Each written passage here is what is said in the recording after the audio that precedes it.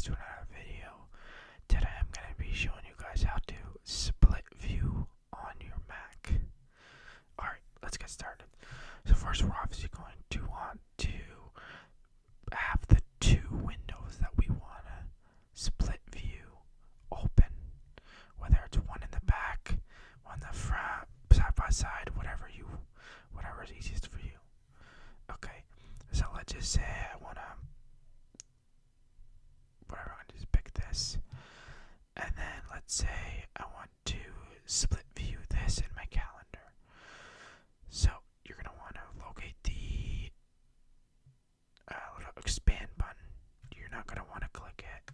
You're just going to want to hold it, and then you're going to want to pick which side you want to have it on. So I'm just going to pick it on the left side, and then here you're going to see the calendar.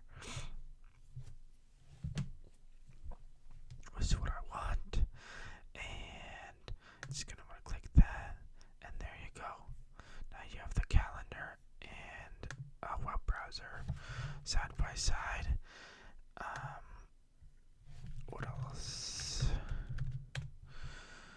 And there you go, just to show you that it works. And then let's say you want your web